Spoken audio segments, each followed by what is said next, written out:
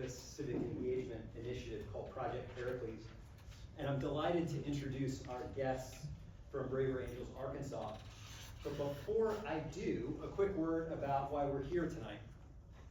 The issue of political polarization in the United States should not surprise anyone here. And Braver Angels was founded to address that polarization by promoting constructive dialogue across the political aisle. A finding from the National Survey of Student Engagement in 2022 showed that we need more constructive dialogue across the political aisle here on campus. In many ways, Hendrix performed better than its peer institutions in this survey. Here's one way it did not. Compared to students at peer institutions, less Hendrix students reported having discussions with people with political views different from their own. So the goal of fostering constructive conversations across the political aisle isn't just a national, state, or local issue, it's a campus issue. And I want to thank Julie Brown from the Hendrix Office of Student Success for recommending Braver Angels last spring, as well as Deb Scope, my colleague in the history department, for fostering the connection. And I want to introduce our presenters and hand it over to them. We have David Childs, Arkansas Red State Coordinator, and Lisa McNeir, Arkansas Blue Alliance Co-Coordinator. I have that title correct. David grew up in Shreveport, received his BA from LSU, his master's degree in history from University of New Orleans. We'll have to talk more about that later. And his PhD in management from the University of Texas, Arlington. Mr. Childs dedicated his career to managing government agencies in Dallas and in El Paso city and county governments. And agencies that he managed received 5 state of Texas and 4 national recognitions for excellence. Mr. Childs and his wife Alice retired to Hot Springs Village in 2016. And since moving to Hot Springs Village, he served his church, his Rotary Club, and on several boards and advisory committees. And he also serves as the state of Arkansas co-coordinator for Braver Angels. He enjoys reading, traveling, cooking, and playing harp in a Celtic music band. And did you bring the harp for post-presentation performance? Well, next time. Originally from Northwest Florida, Lisa McNeir has made Arkansas her home since moving to Fayetteville as an undergraduate student. She received her PhD from the University of Arkansas with a doctoral thesis examining predictors of psychological maturity. For 16 years, she worked in private practice in Little Rock, specializing in adolescents, families, and adults. And she taught at UCA for 8 years and developed training for clinicians in integrated care. Before retiring, she worked with CHI St. Vincent's on an integrated care program for that system. Braver Angels State Co-Coordinator Glenn White is also here working behind the scenes, and I want to thank Glenn for helping make this event happen. A couple last notes. There's a range of election-related programming on campus this fall, and I hope that we can take these skills and perspectives that our guests share here tonight and bring those not only to other election-related discussions, but also to conversations around the cafeteria table, around the microscope, around the seminar room. What you learn about having a constructive conversation across the political aisle will assist you in conversations across all kinds of other aisles. One last note, there's a sign-in sheet. If you haven't signed it and want to learn more about the organization, sign it on the way out. And they are going to record themselves for instructional purposes. So if you offer a comment or question, your anonymous voice will be picked up on the recording. If you want to ask a question or comment and you don't want that recording of your voice to leave the room, that's totally fine. Just let us know after the presentation. We'll make sure it gets removed. So join me in welcoming Lisa McNeir and David Childs from Braver.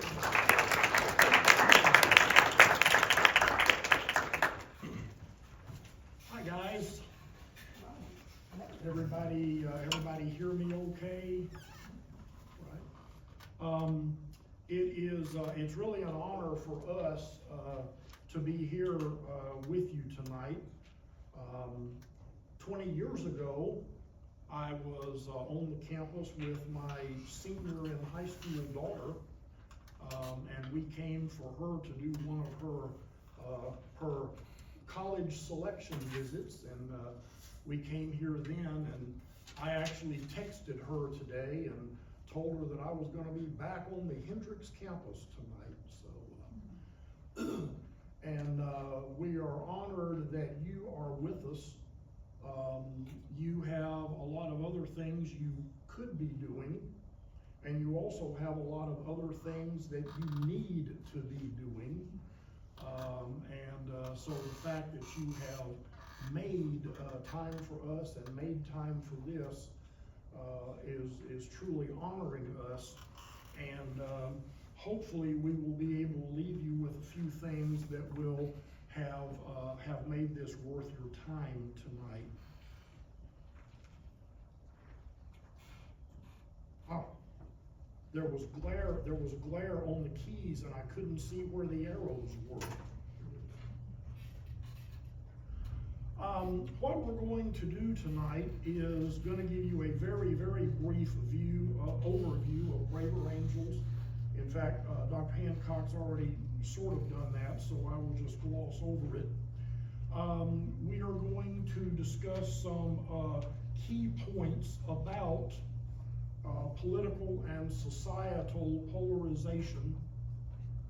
We are going to share with you some specific skills for being able to have more positive and constructive conversations. And then we will leave you with some information that you can use to do more follow-up on Braver Angels and on civil communication if you wish to do so.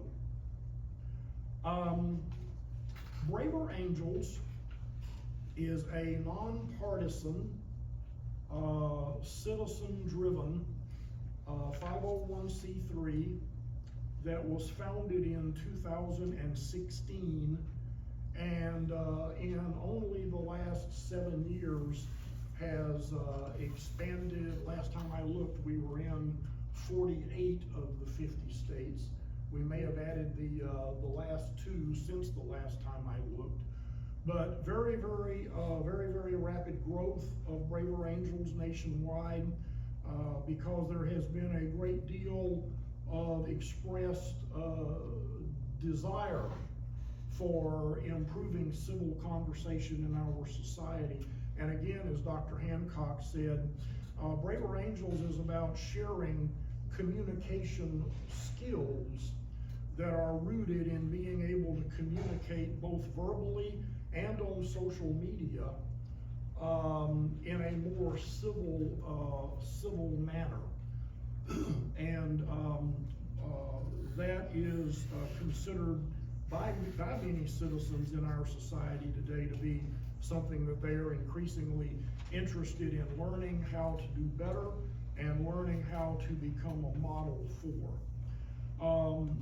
And with these improved communication skills, we hope to be able to reduce political polarization in our society, encourage just more civility and respect in everyday life, not just in political discussion, to learn how to do a better job of engaging with the other, whoever your other might be, whoever that person is or that group is that you find it sort of difficult to interact with.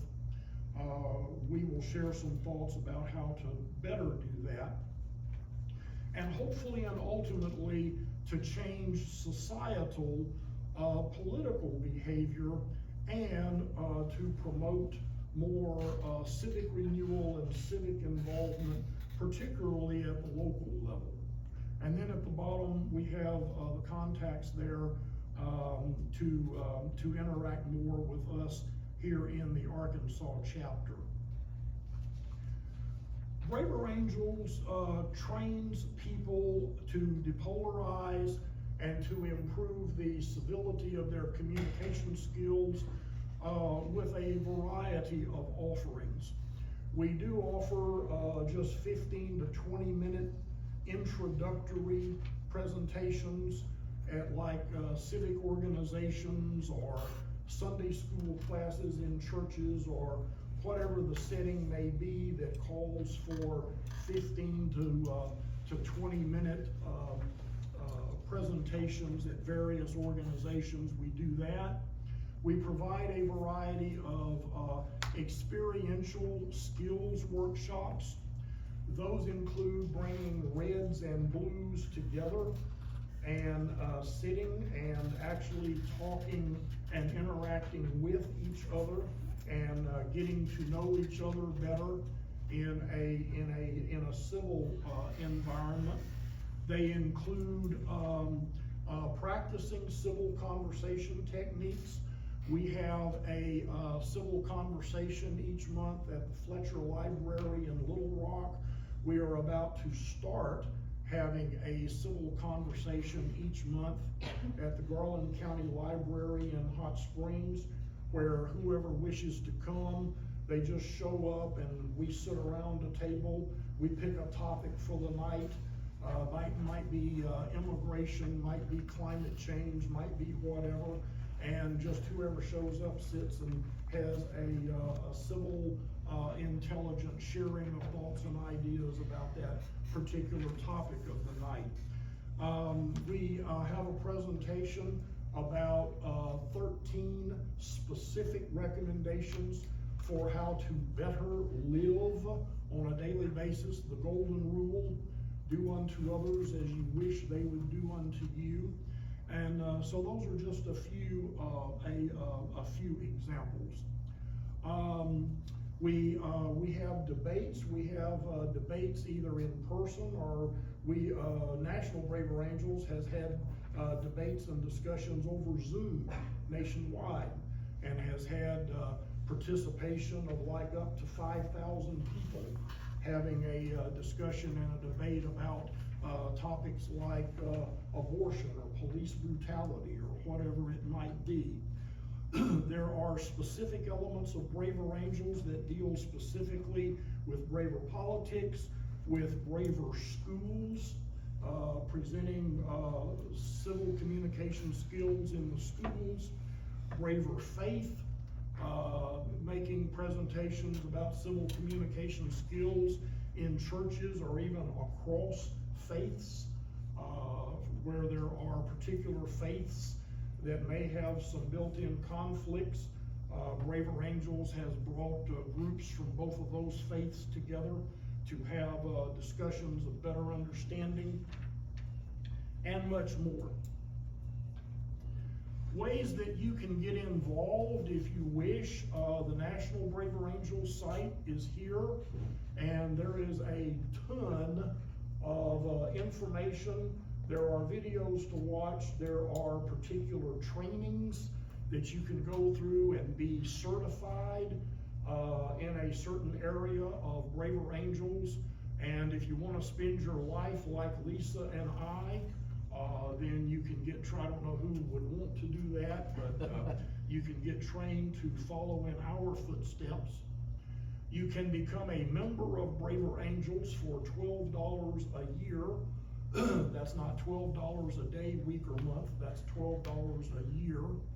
And your membership will allow you to enter the members special portal on the website and provide even more information, and it will also put you on the National Braver Angels e-blast list to receive ongoing pieces of information that they distribute.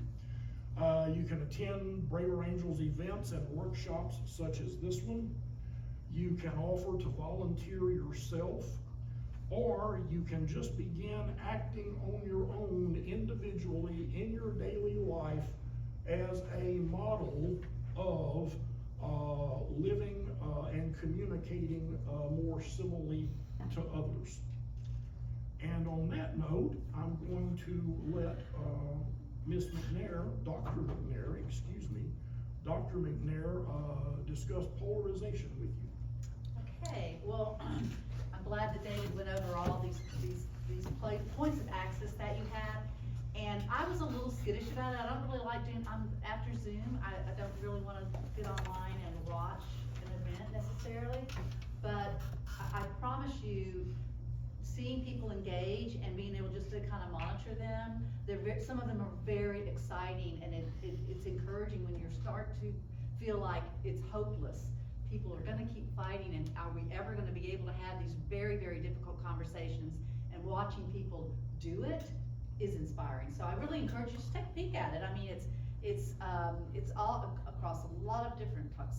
There's discussions about racial differences, gender inequality, abortion rights, access to voting, and voting integrity. You just name it or request it, and you can watch how other people are handling it, and I think it's quite inspiring.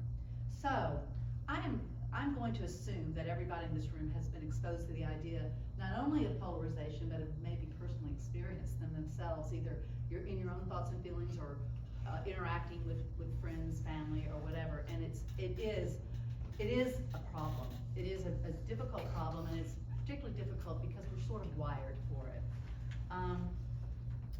One of the things that we have found, this was taken by the Pew research group, looking, and it only goes to 2014, looking at the growing divide between the values or perceived values. And I want to add that word perceived, because one of the things Braver Angels gets at is that we think we're more different than we are.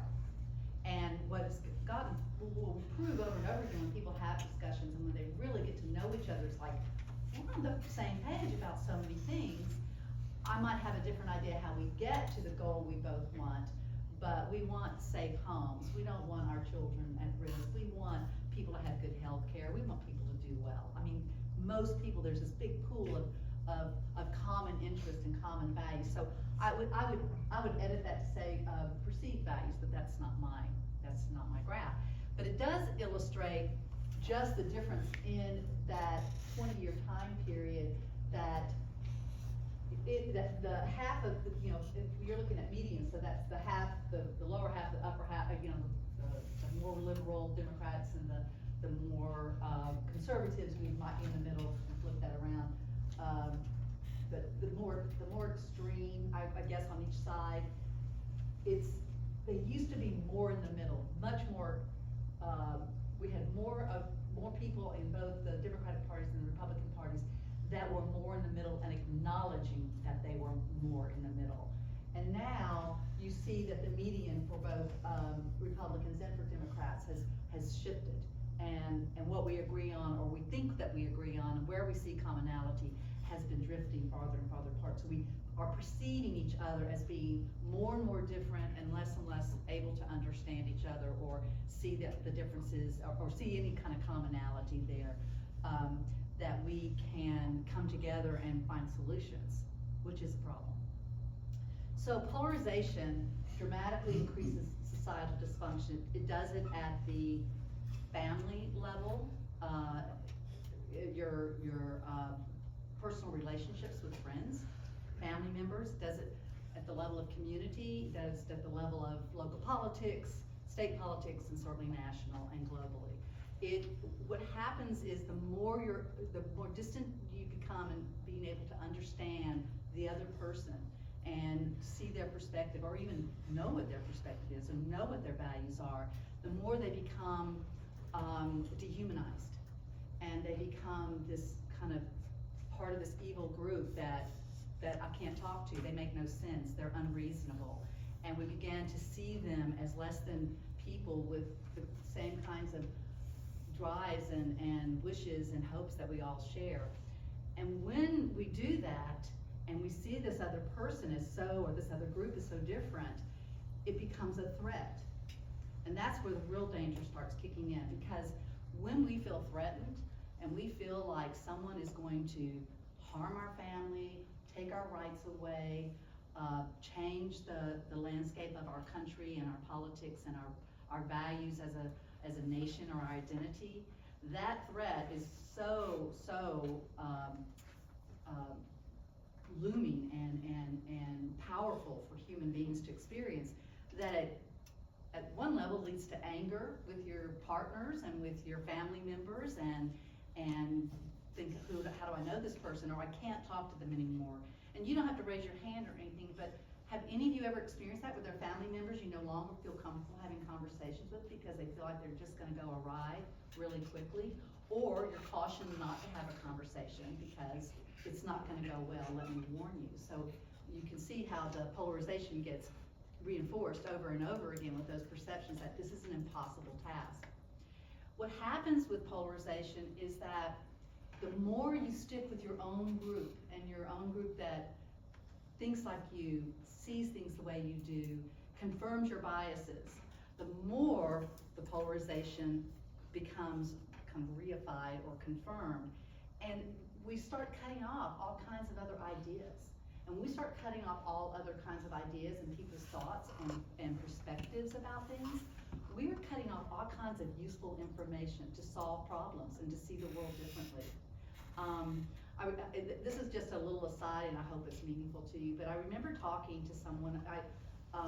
Jonathan mentioned that in my little bio that I worked a lot in integrated care. One of the problems that they had, and that's when mental health people go out and they work with healthcare professionals and start clinics, and we're gonna give you all this. We're gonna give you mental health services and healthcare, and we see the problems in your community, and we're gonna fix it.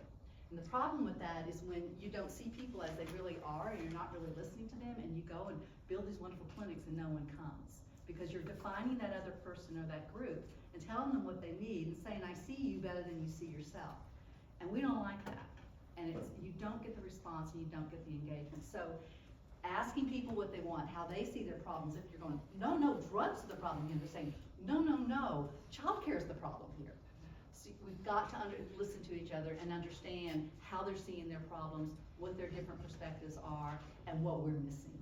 So we limit ourselves when we isolate from people who think differently than we do. And it makes us more vulnerable to mis or disinformation. Now, it's another whole seminar to talk about disinformation and social media and the impact of that, of building or stoking the fires of polarization. But we like our perspective to be confirmed.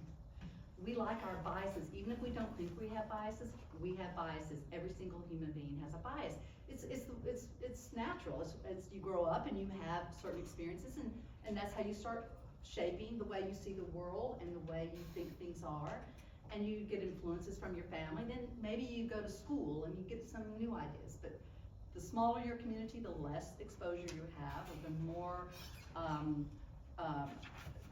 homogeneity there is in your community.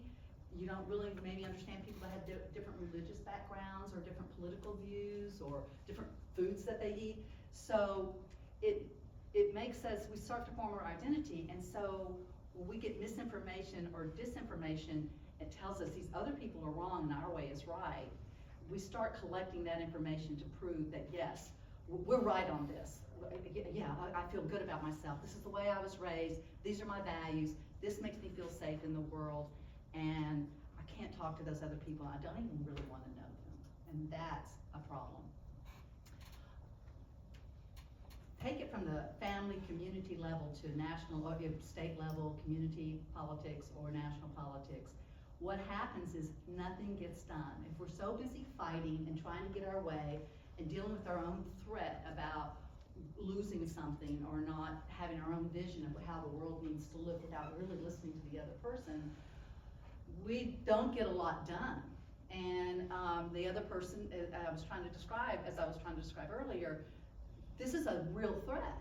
You know, you're going to come in here and you're going to build these houses for people that don't make much money, and it's going to ruin our neighborhood, or you're going to do this, or I don't like this new idea. Integration was one of those ideas, you know, many decades ago. It's like, it's going to ruin everything. And being able to look at those problems differently and understanding that difference and bringing other people in and new ideas in will enrich a community is hard because it's often rocky at the beginning. New ideas are often not met with, you know, warm embrace. It feels kind of threatening and scary. So if we can't compromise, and if we're not even talking to each other, the problems that we're trying to solve is a very complex, multicultural,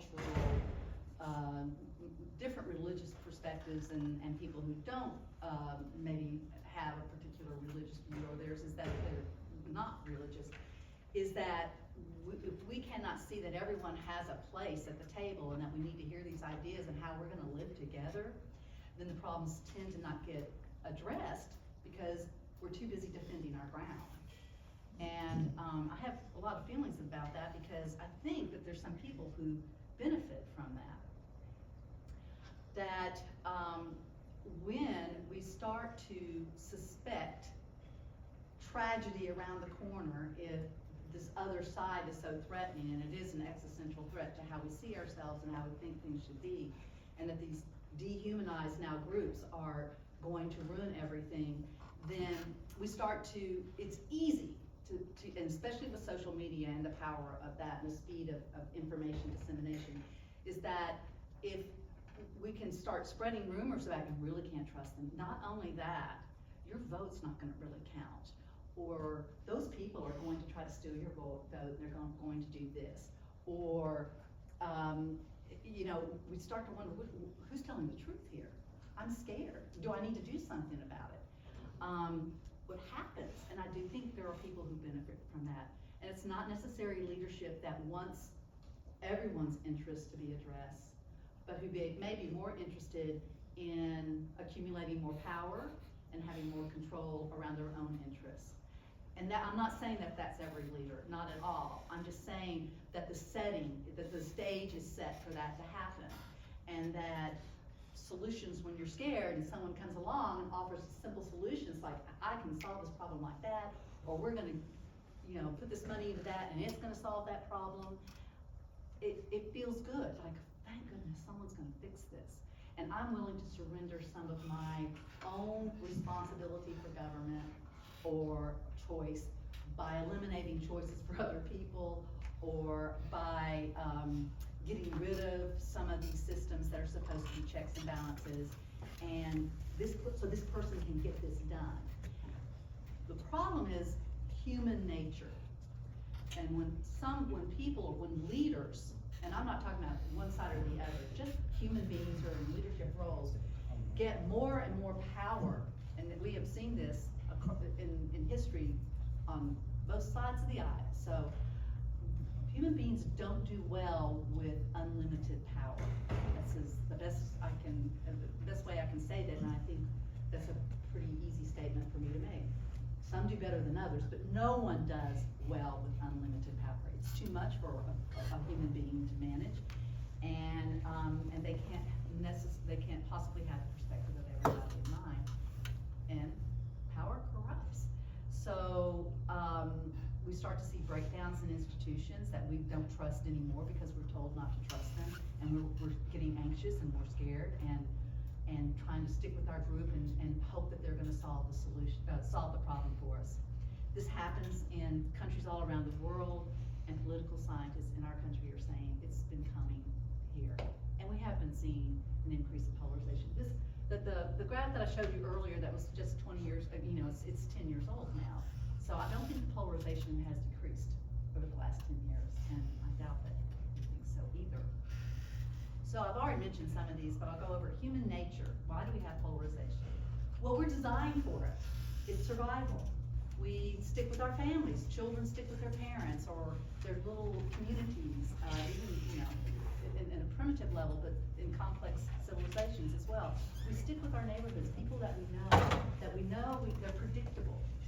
We know that being alone in a place that's unfamiliar to us is dangerous, or can be dangerous. It's not always dangerous, but the perception is it can be very, very dangerous. And so having other people that are looking out for you and have your back is comforting. We are just wired. We are social creatures, and we like people around us, and we want to know who we can trust, and we like people who feel familiar. So, so there's that. That kind of plays into it. That's not a bad thing, but it does play into it. Strong emotions take over when, and they will override rational thinking. There's some wonderful books about this. Thinking Fast and Slow, I don't know if anybody are familiar with that book, but that we perceive ourselves as very, very rational creatures. It's not true. I mean, fortunately, it's often true, and we work really hard to kind of let our cortex kick in and go, I don't think you really want to act on this. Is it, I know I'm scared, I know you're panicking, but is panicking gonna really help you here? And I can tell you, that's a hard one to conquer, and it doesn't matter how old you get. It's always you always kind of wrestle with that, like, can I back off from this and think this through? That takes a lot of discipline and a lot of maturity to be able to do that. So, in my professional life and working with people who are coming in and struggling with different things, one of the basic skills we work on is response, not react. Because we can all react to a situation, but I hate that, that makes me sick, or I really love that, or I love this feeling, but it's like, you gotta engage your frontal cortex here. You just go, I'm gonna respond to the situation, even though I wanna blow up and scream at this person, but I don't think that's gonna be helpful. And so working on responding versus reacting is something that, it's not just a natural gift, you really have to develop it. Media and money, if it leads, it leads. So, that plays on our emotions as well and on our culture. When we know that you make a lot more money if people are talking about something. And what do they talk about? They don't talk about how smoothly everything's going, that there's no just non-events. They're talking about what's wrong and what outrageous things someone has done or said. And so that gets in publicized and promoted, and people excited and reaching for my age group reaching for a newspaper or or on the screen, but flipping through all the different outlets that you can to go, is that true? Did that really happen? And that's what captures our attention, not the things that are calmer that happened in meetings around the city, and something that happened sweet in the school, or some bill that's being passed, or something that's happening locally that's actually very important for us to be paying attention to. That's not what gets our attention the most. So that feeds into it as well, and that continues to divide us further. I mentioned earlier that we're social animals, and the concept of tribalism, that we tend to adopt our group's belief and belief systems and ideas. We all kind of agree, yeah, that's the way we're gonna deal with things. Yeah, that's how we see things. These are my people. And it can feel like betrayal if you start to think differently than your group. And there's tons of research on that, even to the point that if your family of origin never went to college and you decide to go to college, there's tons of research about that, or that you go into a profession where it's very lucrative, or you make more money. Things that feel good, and maybe even your family applauds. It can feel, there's often depression. People often go through a period of depression because they feel like they are separating from their tribe, or being different than the comforting group that they call family. But again, there's survival benefits of group cohesion, and we don't like being exposed or alone, and there's some safety in that cohesion of the group that you belong to. Again, it's not about that tribes are bad, or families bad, or small communities are bad.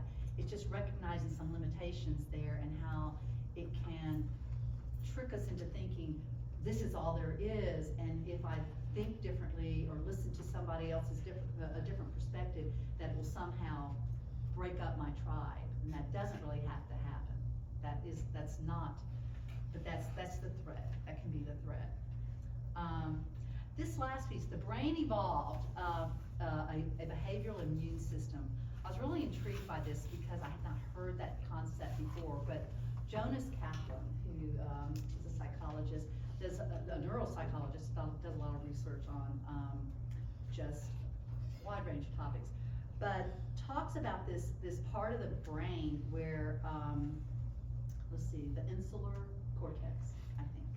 I'm not a neuropsychologist, but it's that part of the brain that's really deeply embedded. It's been hard to research until in recent years, much more accessible with the equipment that they've developed, medical and you know, neurological imaging and things like that. But it's a part of the brain where it integrates so many functions of being a human. And they kind of refer to it in one of his articles. He refers to a little bit about, this is where our sense of who I am as a person kind of comes together.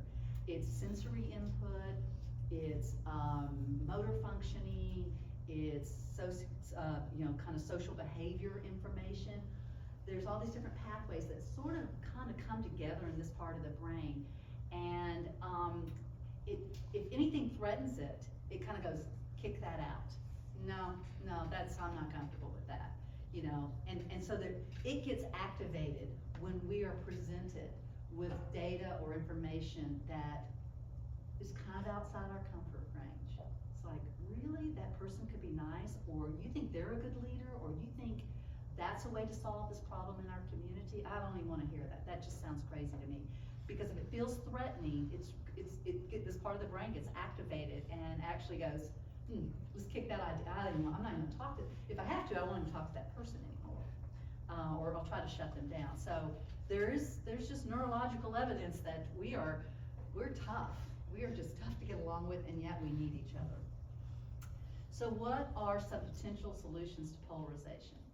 And this is where Braver Angels is not the only organization, but what I like about it, it's very narrowly focused on political concepts and political division and political polarization, but it uses communication skills that have a broad appeal to, a broad application to any kind of interpersonal interaction. Because the things I've been talking about, I can say this is happening politically, but I gave a couple of examples that were outside of strictly a political issue, because it works when you're a parent and you don't understand your adolescent and their thinking, or you work with someone who just sounds crazy with some of their ideas, and yet you want to have a good working relationship. And so how do you go about doing that? And so these are and David's going to talk more specifically about the LAP skills that we use in our training programs. But one of the primary concepts behind it is communicate, don't persuade. And this is so hard, because how many of you have ever had a conversation with someone about some issue and say, you know, I really want to talk to you about, you know, maybe it's a friend, or maybe it's someone that you meet at college, about this voting integrity and how nervous I am about voting, and whether, do you think it's a true thing or something, or I've had these ideas about it, or what about abortion rights? And I'd like to talk to you about it. But if in your mind you're like, I know that I kind of want them to see my point of view, and so they bring up the issue, they're talking, and you're going, can't wait for them to quit talking, because I've got just what I want to say back to them. And if I do this enough, they're going to start thinking just like me. And guess what? It works so poorly. It just works so poorly. So this is really hard to do, to communicate without preparing to persuade or talk the other person to think like you. It doesn't mean you don't share your point of view. It's just sharing it without saying, it's not really shared unless you come over and join me, because surely you understand the wisdom of my perspective.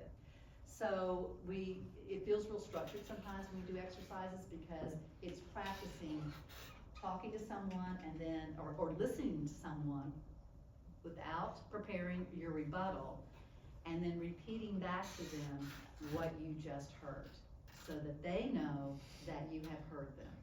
So it's really slowing down, almost painfully so, when you're learning the skills, to practice what it is, how you're going to really hear this person. And instead of preparing your rebuttal to get their thinking right on track with yours, it is when they say something that makes no sense to you, using those words, not, that makes no sense to me. It's like, I don't really understand that. Could you tell me more about it? So we talk a lot about curiosity, as if, I really don't understand this person. I really want to understand them. And even though I'm getting kind of anxious listening to them, or I'm afraid this could go off the charts a little bit, or they might get mad, I really wanna hear their perspective. And if it, and if I don't get it, or if I'm starting to get too upset, then we can just say, this is a good place to stop. So learning to do that, and these are not easy skills, but you can learn to do them, and they're very powerful. We use the phrase, keep emotions low.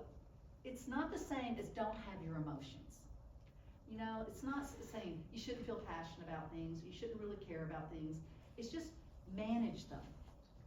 Blowing up at people, telling them they're crazy, or telling them it's the end of the world, gets you nowhere, gets them nowhere, and shuts things down. No one wants to feel attacked or treated like they're stupid, or treated like they're an idiot, or a bigot, or a child hater, or any of those things. Most people, there's a small percentage that we can talk about, but that's so minute. Most human beings want to be treated with respect, and they want you to hear them, and even, you don't have to say, I agree with everything you say, it's just like, I'm really hearing you. It's very, very powerful. And if you feel yourself having difficulty managing your emotions, there are a couple of tricks to that we work on in some of our workshops, and that is saying it. This is a real emotional issue for me. I don't know if I'm gonna be able to talk about it very long, but I'd like to try it, and we may have to come back to it. Sometimes just saying that out loud and telling people that this is where I am emotionally, I'm not gonna blow up at you, I'm just saying, I get real excited about this and I don't wanna ruin this conversation. So say it, and it sort of takes some of the charge out of it. When you're talking to each other and when you're expressing your own ideas about things, what we really try to get people to focus on are their values, their own personal values. Tell a story.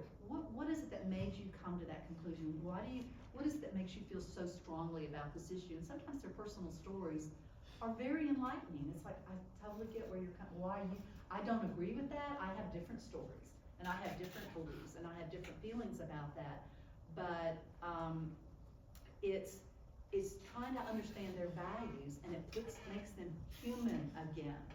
This is a human being that really hurts about this issue, or really it was the best thing that ever happened in their life, and they want this for other people.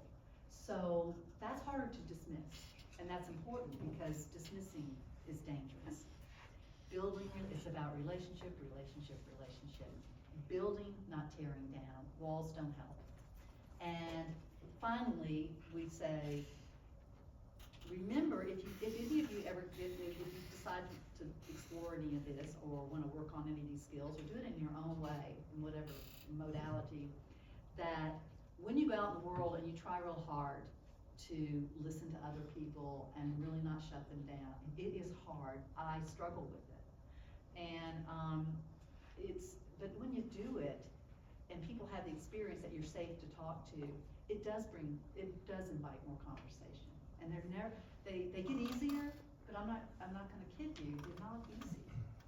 There are always gonna be some that are always hard with the people that are dearest to you. So, I love this. This liberals and conservatives, we need each other, and that's those are just two big groups, and I always laugh when I'm talking to someone who's a good friend or something, and I was telling David earlier, a really close friend of mine recently, and I was so shocked by her. She was talking about this new community that she's living in right now, part of the year, and it's got historically kind of a liberal reputation, and she is not. And she said, couldn't believe it. They love the 4th of July. And I'm like, I love the 4th of July, or I care about it, and she was like, in her mind, if you're a liberal, you hate our country and you don't want to celebrate it because there's too many things wrong with it. And so I just thought that was really funny because I didn't see that coming from her. But research shows that groups with diverse membership make better decisions. You can Google articles, because I did, and I've read some of this before, but I wanted to kind of bring myself up to date on it. But there's study after study. Harvard Business has printed several in just recent years, updated ones, but they're all over the place about when you have diverse membership, and that includes diversity certainly in city planning and local government, that's important. But even in businesses, small and large businesses, the more diversity you're bringing in different ideas and different perspective, and they come up with more innovative solutions that tend to work. And there's great percentages that they're reporting, compared to other people with some similar sized businesses. They get 35% increased income or productivity, different kinds of, so there's real data there, which I like.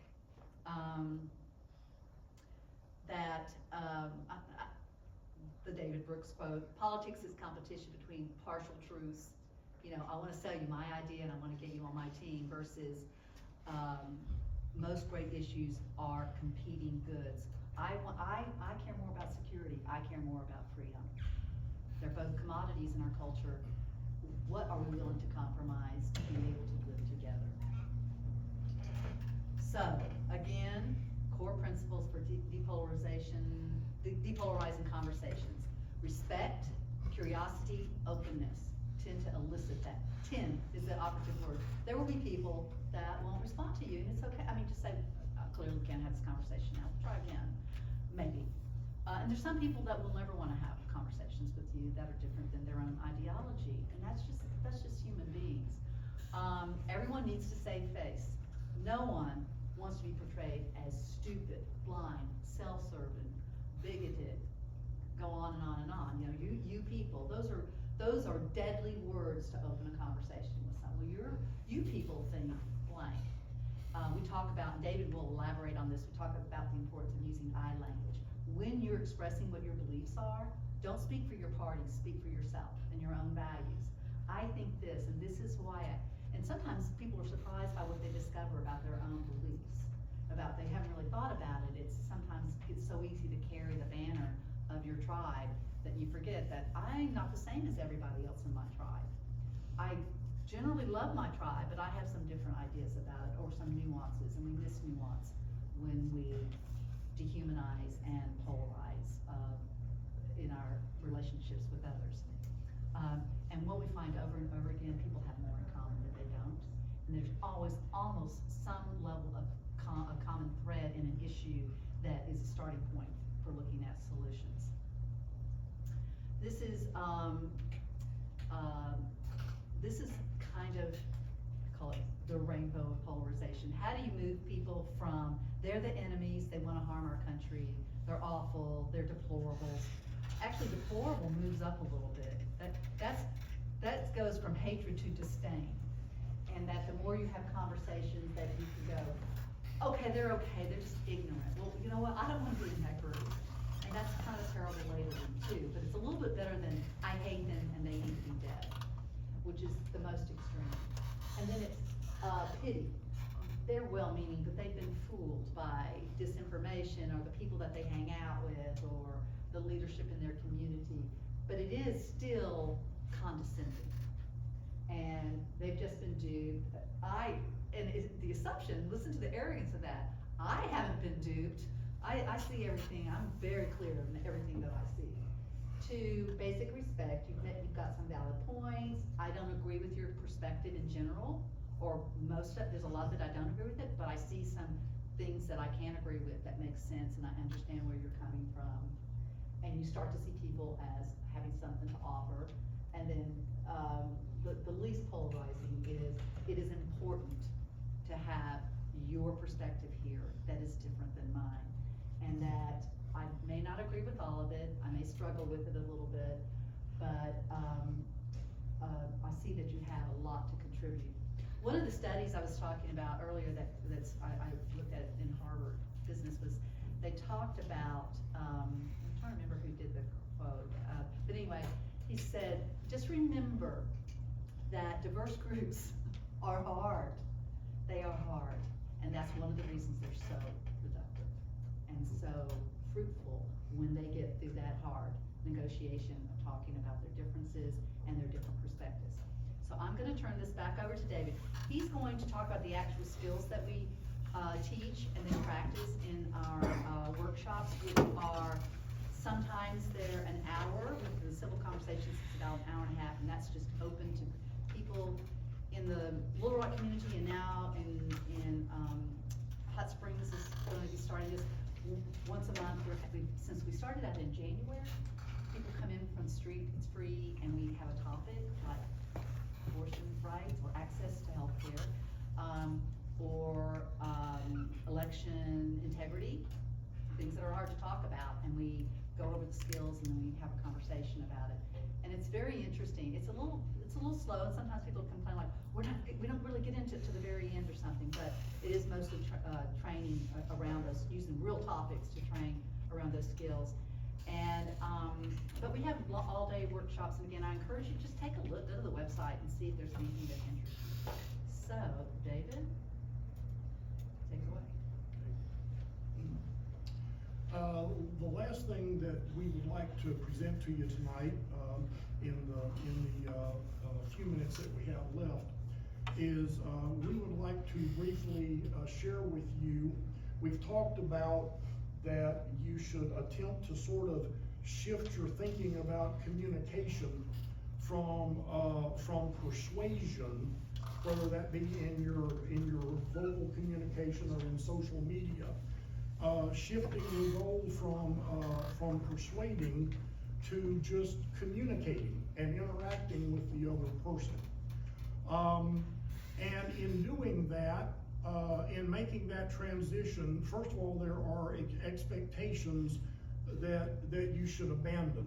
One is that you will change the other person's mind, and sometimes I take a minute and I ask the audience, when's the last time you know for a fact that you actually changed somebody's mind? And rarely do I get a hand. Rarely do I get anybody say that they yelled at and pointed at and spit at somebody long enough that it got them to change their opinion about abortion or about climate change. Second point is similar. Give up expecting in this conversation that the other will accept your perspective, and also possibly even that the skills that you're going to use that we're briefly going to mention here will be reciprocated by the other. They may not have been to a Braver Angel workshop, and they may not have been exposed to the skills that you're about to be exposed to.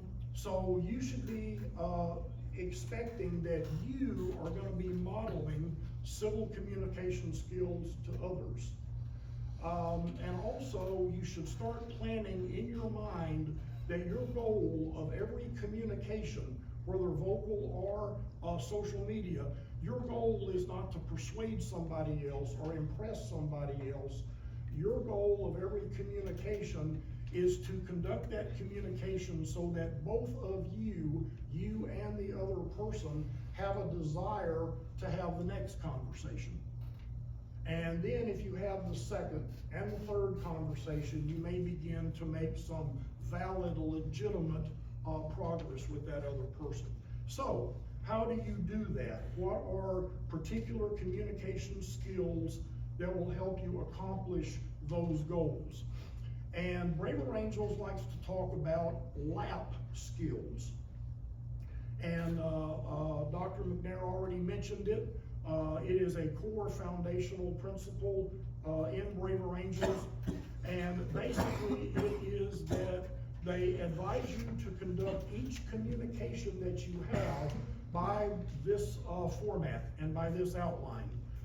You should begin by listening to the other person, not by pointing and spitting, which we've become very good at as a society.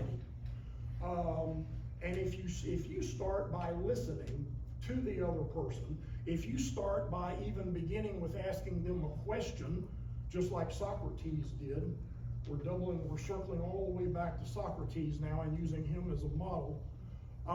If you start by listening to the other person, you are immediately extending respect to them.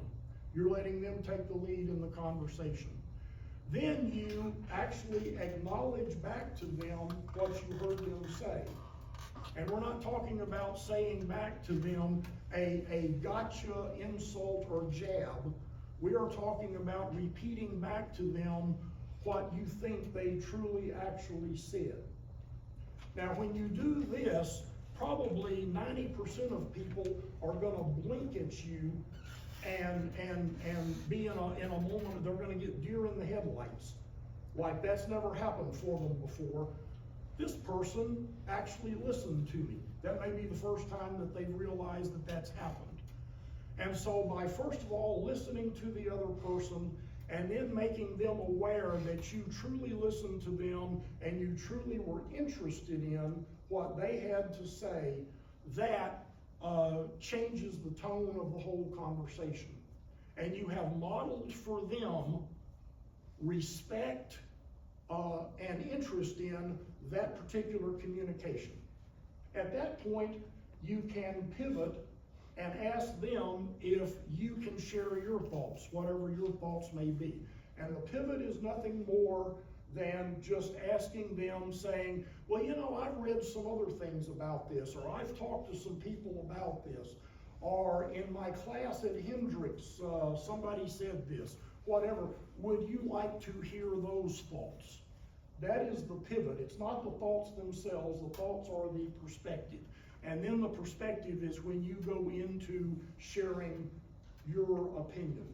But by beginning with listening to the other, truly listening, acknowledging back to them what they said, sending them the message that you really are listening to and respecting them, and then and only then asking if you can share your thoughts, then that is the establishment of more of a relationship and more of a substantive and civil conversation.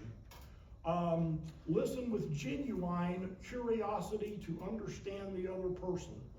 Withhold your own judgment, as Dr. McNair said.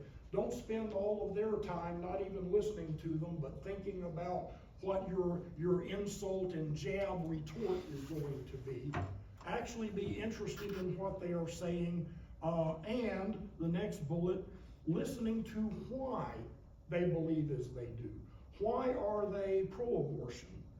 Why are they not convinced about climate change? Listen to their underlying beliefs and even their personal life experiences that may impact where they are coming from. Listen for their deeper reasons. You know, you've heard the old adage about 10% of an iceberg is above the surface and 90% is below. You're really interested in that 90% below the surface of, they may say on the surface, I'm for abortion or I'm against abortion. That's the 10%.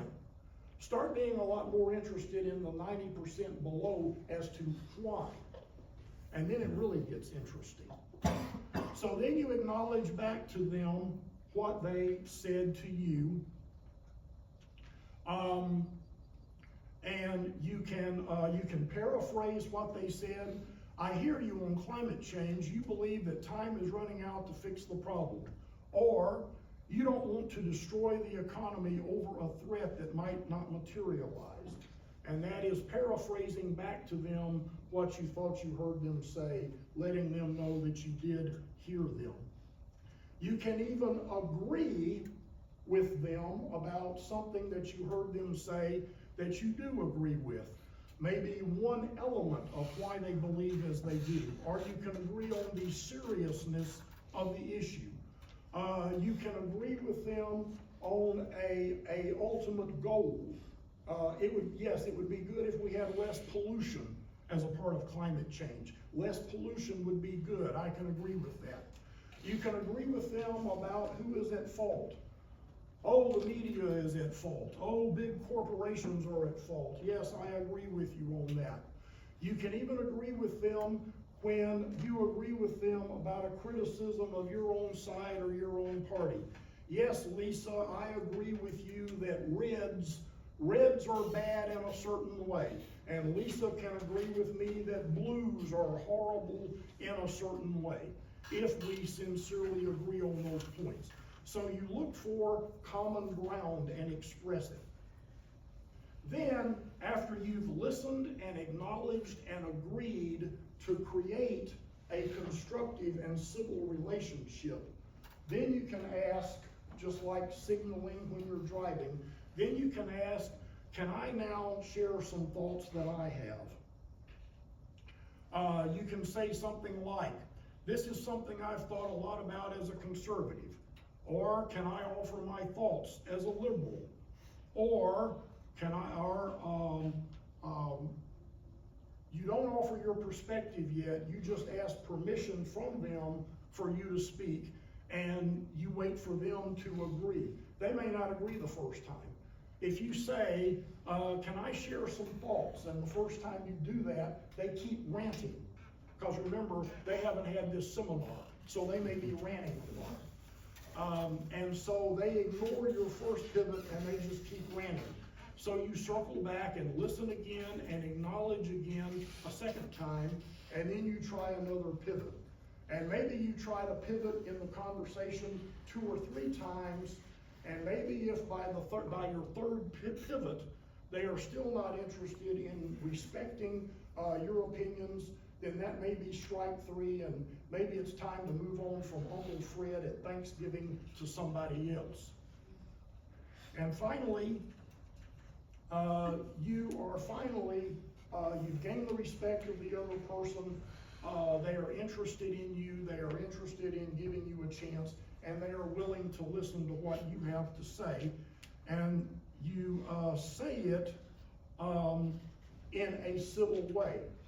You don't give your perspective by spitting and pointing back to them like they initially may have done to you. You will model for them how to present what is for you maybe an emotional point, but you are going to express it in a civil way. You use I statements, not truth statements. You say, I believe, symbolizing that you realize this is only your thought. This is not a universal truth like gravity or the speed of light. This is only your opinion. You don't do any name calling or stereotyping or gotchas. You treat everyone like a civil human being. You use personal stories from your life. If you have personal stories in your life that have impacted how you feel about a particular issue, you include those, because personal stories will humanize the discussion and the relationship.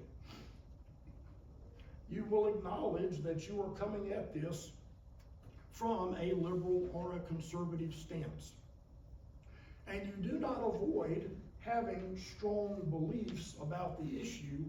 Again, you just express them intelligently and calmly and civilly without pointing and spitting and getting red in the face. Mistakes to avoid. Things to try to avoid doing. Being dogmatic. Do not insist that you are right. Remember, one of our first goals in this conversation is not to feel like you want to debate. Your goal is to want the other person to have another conversation. And you don't do that by telling them you're right and they're wrong. You wait till the second or third conversation.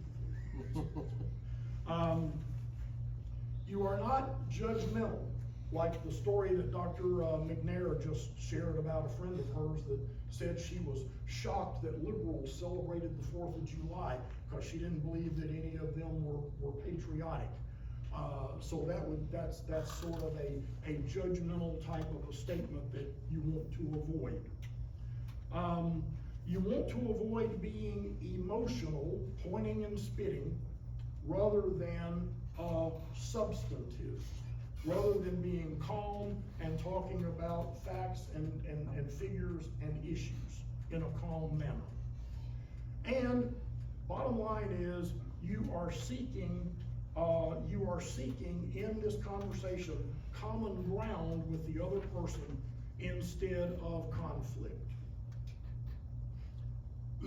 Skills for difficult moments. Stay focused on the topic that you're discussing, immigration, climate change, whatever it may be. Remember to discuss solutions to issues, not trade emotional and personal insults. Do not respond to their baited gotcha questions or they're stereotyping insults. Just keep restating your position on the issue. In kind, do not get emotional, and do not let yourself get emotional and respond to provocative statements by the other person. Again, keep it factual and about the issue. And you can agree to disagree. And you can exit the conversation in a low-key way.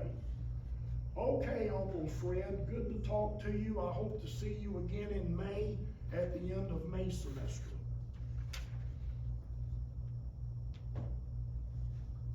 Dr. McNair, would you like to? Well, first of all, in reactions to some of this, I know we've just kind of gone through a whole, which normally is a 3 to 6 hour training program where you get to practice these skills and stuff. But any reactions to some of the things we're sharing? Surprises? No? Think it could work? Maybe? Have any of you had relationships or things that have been difficult for you in the past several years? I mean, during the different political seasons and stuff where you go, gosh, didn't know we were gonna get there, yeah. So,